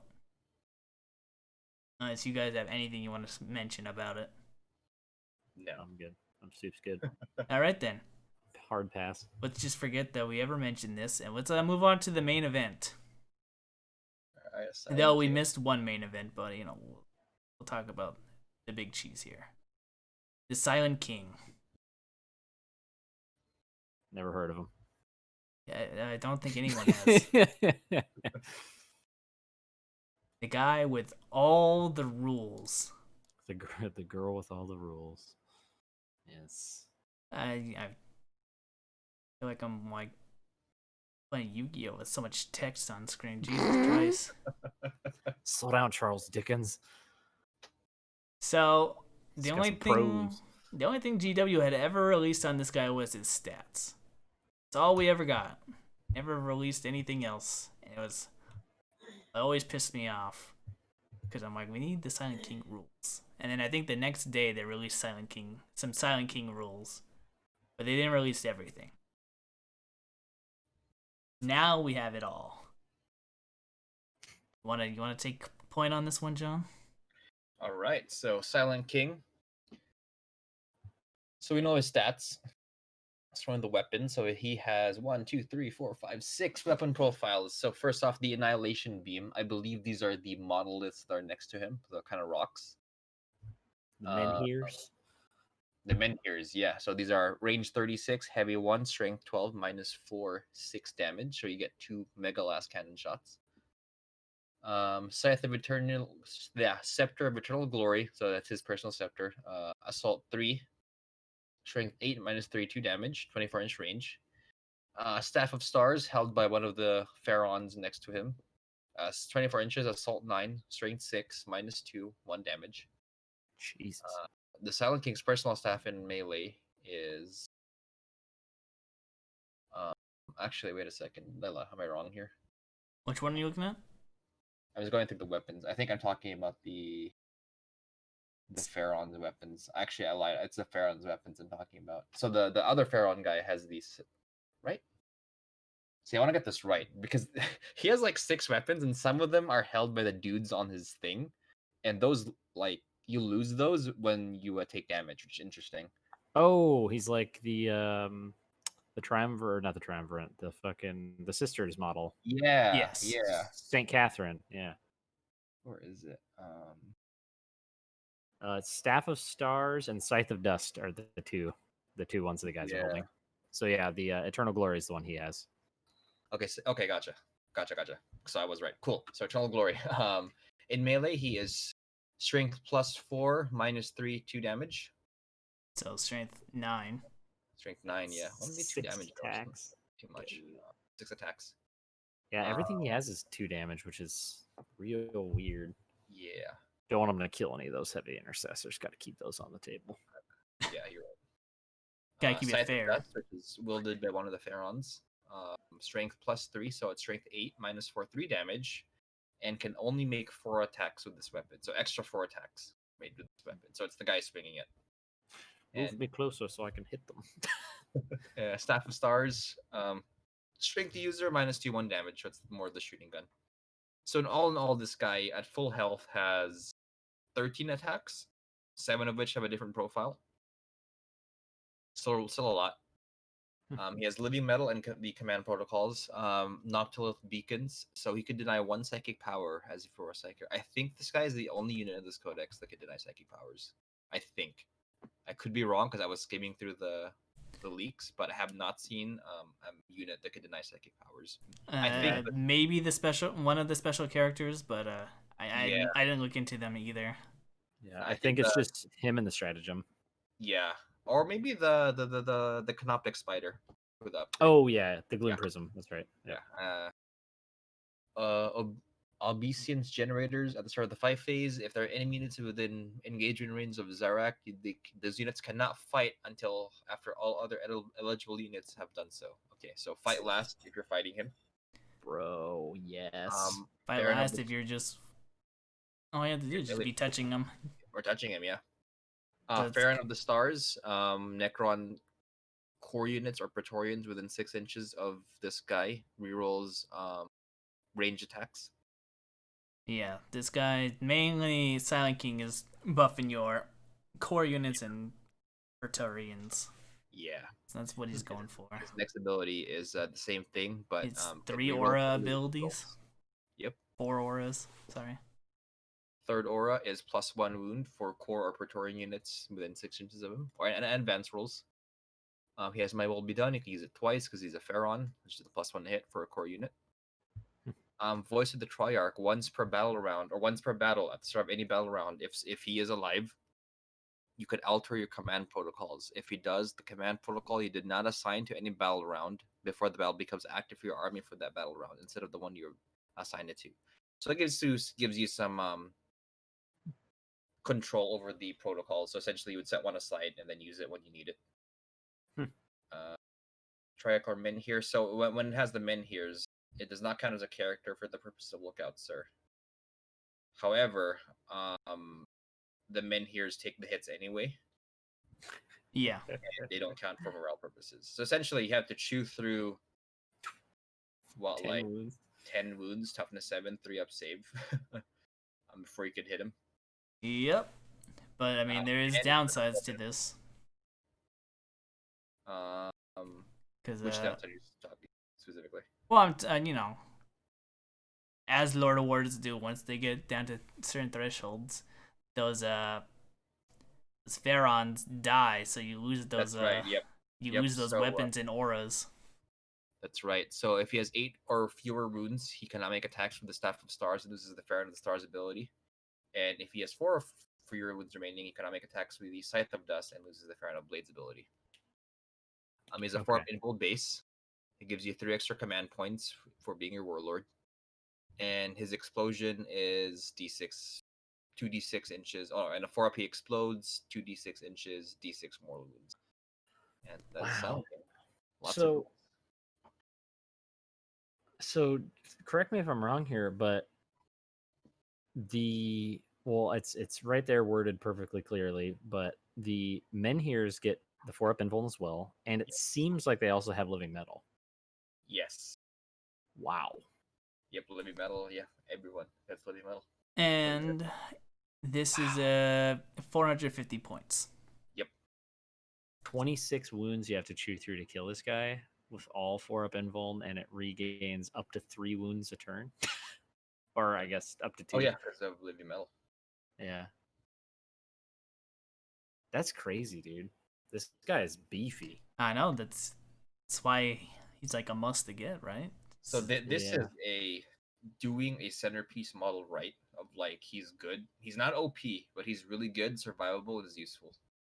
Yeah, this is fantastic. I really like him. Yeah, but Eradicators. But yeah, but Haywire. I mean, this is a vehicle, so you can. Vehicle, yeah. Whoa, Matt. We all know how swingy Haywire is. I mean, True. I mean, let's slow down, when man. it's me, the haywire never goes well. How many shots did I roll? 6 shots. All right, cool. This is gonna be good. I like this. Oh, fuck. Yeah. Now I don't know about how this guy's gonna be in the competitive scene. Oh, I think he's gonna be for at least for a bit. I think he's gonna be Prevalente. Yeah, I agree. I think. Yeah. That's good. Well, Well, just he because can- he's the first codex, right? So he'll definitely see play. he He'll can see hide behind buildings, experimentation as too, well. because he only has 16 wounds. Oh my god! So he can hide behind obscuring terrain, even though he has quote unquote 26 wounds. That's nuts, dude. That's Yep. fucking nuts. Yep, that's the guy right there. Shoots at a surprisingly good amount of firepower. That's what, like, 3 shots, strength 8 -3 2 damage, 9 shots that are strength 6 -1 damage. That's already like 12 shots, plus the 2 like strength 12 -4 6 damage shots. Yeah. Oh my god! And he has fly. And yeah, of course he has fly. Of course he has fly. Come on Well, not everything has fly anymore, boys. Not everything has fly. now. I don't know. That's I think crazy. a giant chair floating in the air would be flying. Uh, you're Kind of not wrong. disappointed though. One thing I'm disappointed about him is the Catan does nothing unless he dies. So Yeah, it's his a little explosion is the wonky. Catan. No Catan powers. Like he doesn't like shoot laser beams or anything. No, Well, I think unfortunately. the Catan's a little busy being disintegrated back there. Yeah, he's not in there for buffs. He's in there so he can get like eviscerated while the guy's watching. It's kind of like a battery source for the chair. He's the dude strapped to the front of the car in Mad Max, There you Oh go. yeah, just pumping his blood out. and he was happy to do so. Yeah, I guess he's the 4-up invuln save. There you Right? go. Just say that. There you go. We'll give him some purpose. Yeah. Or up info. That makes sense. He's just blocking bullets. Yeah, this guy's nuts. He's really good. 8-inch move isn't crazy, but I mean, fucking who cares? Flat 6 damage on those annihilator beams is bananas. Oh yeah. Pretty crazy. Do you want to go over the protocols real fast? I think we skipped that, didn't we? Yeah. Were there anything worth mentioning? I mean, don't have to go over them. I just Always start with +1. I mean, that just makes sense. always start with +1. Yeah, there's one that's +1 move. Always start with that turn 1, because you pick, you set it up depending on you set up the protocols before the game begins, which turn gets what, and I think turn 1 just use the +1 move one. Okay. Top that with your free 6 inches. Oh, yeah, dude. Be There going you go. places. You go in places. I mean, this is one of those things where besides that one, I kind of need to play games to see which ones I need, because you can only use them, or you assign them to a turn. You can't really like be flexible with them. So All right. All right then. Well, let's get some final thoughts. Let's start with Travis. Oh God, with me. Yeah. Final thoughts. Start with you. What are you thinking of this codex so far? I mean, obviously we need to play some games with it. Yeah, of course. No, I think it's great. I think it's really cool because it's like breathed a lot of new life into an army that's just been running the same 6 vehicles for the last like year and a half, which everybody was super bummed about. So I mean, yeah, I am a Necron player. It was my first army. I don't know. I mean, I'm probably gonna buy the king. I mean, let's be fucking honest here. But I don't know if I'll be building an army, like fleshing one out just yet, just because I'm working on my custodies right now. But yeah, I mean, it's awesome. It looks like it's going to be super fun to play. It looks like it's going to be a knight to play against, which is fantastic. I'm glad Satans are relevant and not just in a janky way. They like hit like trucks now, which is really cool. I think honestly the only thing I'm like ultra bummed about is just that monoliths fucking suck narts still. But I mean, everything else looks pretty great. So at least has a place. Some play. That's a good way to put it. I'm excited. Obviously the Silent King, not the Void Dragon. Silent King, I was always hyped for. Like I said, I was very disappointed with GW on how slow they were rolling out the rules for this guy, but it makes sense, right?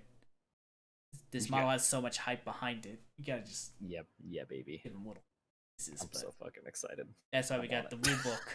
That's why we got the rule book legally to talk about stuff. And must say I'm very happy with the rules given with him, even though it's a lot of text. Yeah. But I'm happy with him. Nightbringer, I'm glad is finally getting some love. Because that was my first Satan shard that I went with. And of course, it was always kind of meh. The Void Dragon, I probably just because I like the aesthetic and the vehicle hunting aspect of him. And other than that, I mean, they're just gonna be running with all my 100 warriors. I don't feel like I need to buy any more Necron stuff. I think the 100 warrior spam will be fine. Yeah. And it'll be interesting to play with the protocols, because that's a nice gimmick, I would say, to give the Necron some life. One thing not mentioned in here, which I'm glad is gone, is the good old mind control scarabs. Now, I know that was a thing back in 7th edition, but I'm still glad that those things have never made a return. Fucking old man, Matt. I fucking hated mind control scarabs so goddamn much. The amount of times my avatar punched himself in the face was fucking stupid. It was the best. That was pretty dumb. I repressed that memory because I hated it so much. But overall, I think, again, it's an early codex, so I can't give it too high praise. But I think the Necrons are in a pretty good spot right now. Yeah, I agree. What about you, John? I know you are the most hyped for this army. So actually, stuff I was hyped about.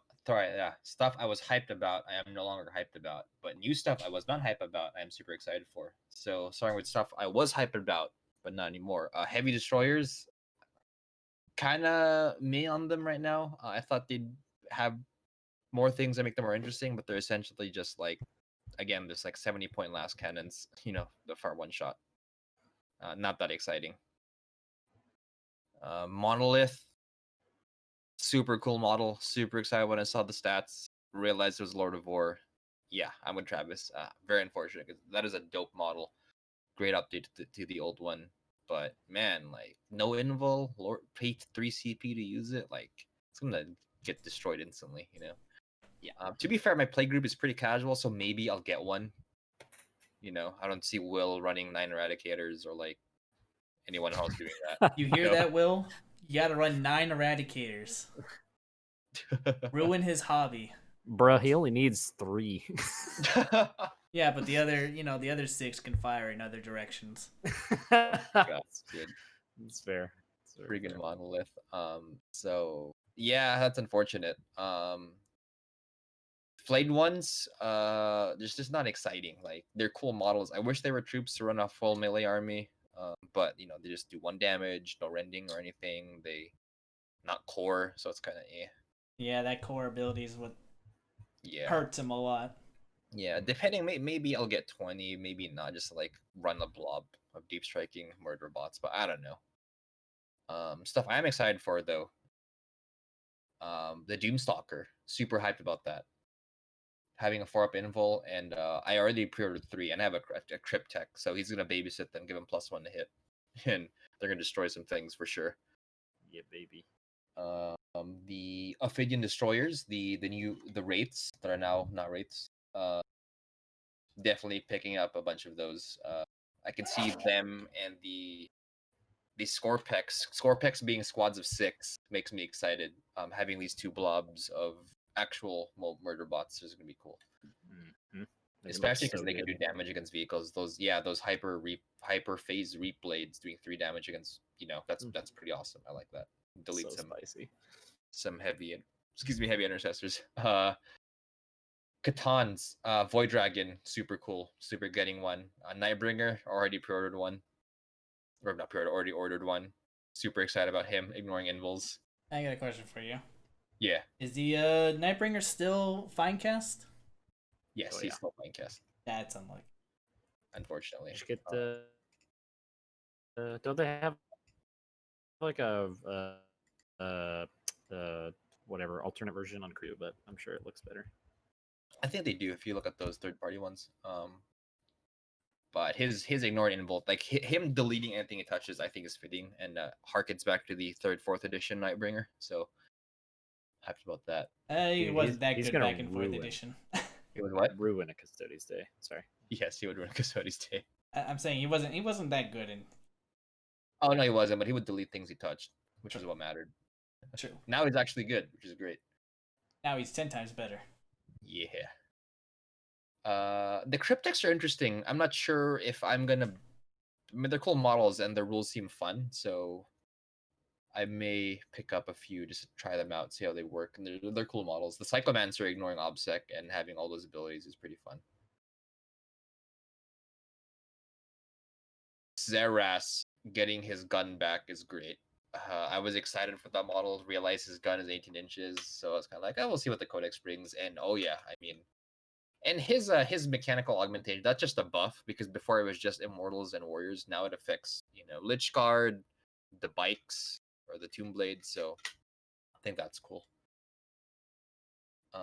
So overall, I'm not in super awesome hype about Necrons, but I do have an army already.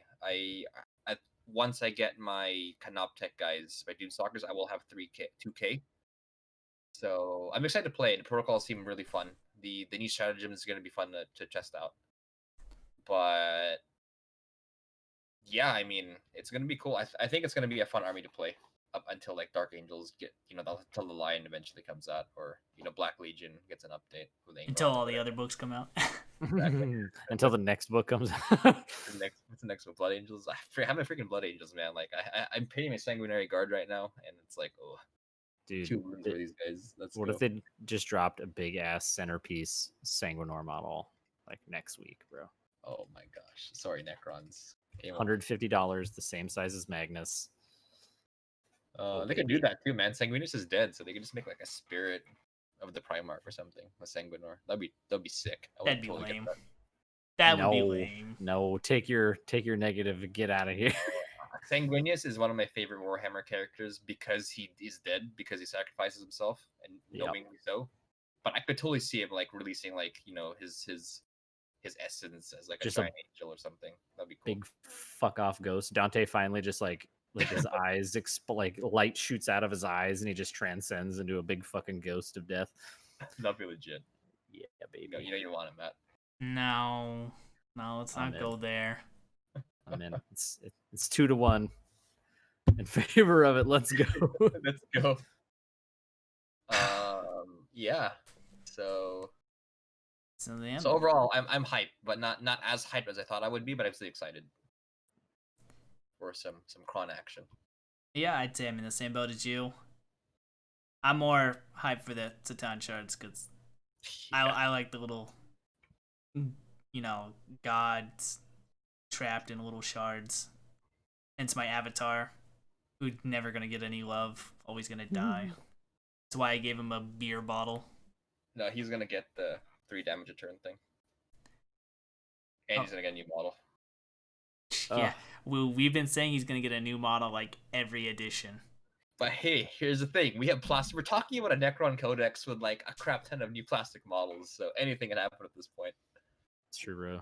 We have a whole Sisters army again, bro. Think about that. Dude, the Sisters are in plastic. What the Gene Stealer cult is an army. Like think of like 7th edition. Someone told you, "Hey guys, Gene Stealer cults are getting rules." You'd be laughed at, But here we are. It's true. So yeah, well, I've been roaming the good old subreddits, and I guess us Eldar players are a very big meme about how old our line is. Yeah, next year, man. It's from like 2003 is like your newest model, right? Outside of like the ones that just came out. No, can't be 2003. Oh no, I guess I wasn't in the hobby box, that late or young. the newest box set that's not the Banshees is like the bikes, because those came out in like 2011 or 2000 or 2013, 12, something like that. Yeah, it Something was a like while that. ago. Yeah, no, While ago. 7 years ago, bro. Yeah, well, That's gross. one day Next year, mark my words. Craft for the Eldar. we can only hope. We can only wait. Then all those Eldar players who can finally stop being the worst army in 40k. Can finally shut the hell up about their armies being the oldest line. And then they can immediately go complain back about to- more stuff. Like, why isn't Yep. Matt Ward writing our book anymore? I can't do 8 things for free. Why not? Let's go. Things were so much better when Matt Ward was writing our book. Oh, it's true. He's the I love man. it. But Nah, I think we should call it there. I mean, we're definitely gonna look at the Space Marine book next podcast. But as you can tell, this was a pretty lengthy show tonight. Yeah. 2 hours, baby. Next week, Space Marines. We didn't even go over a lot of the Necron stuff, but I think we got a pretty good majority of it. Yeah. Dude. And for Tim and Raul, if you're still listening to this, you can get 60% off our official licensed podcast merch at lemonparty.com. That's facts. Lemonparty.com. Yeah. I don't Please even. tell me. Please tell me you know that joke. Oh god. Well, Matt, just post the link. Fine. I don't even know what you're talking about. Don't do it. Don't do it. We'll get banned off of whatever you're posting this to. Don't do it. Anyways. All right. Then. Yay. We'll see you guys next time. Again, you can follow John on Instagram. You can follow me in whatever socials I decide to put in the description. And Chavis wants anything, like post his stuff. But Yep. we'll see you guys all next time. Right. See you Later. guys Later. next time.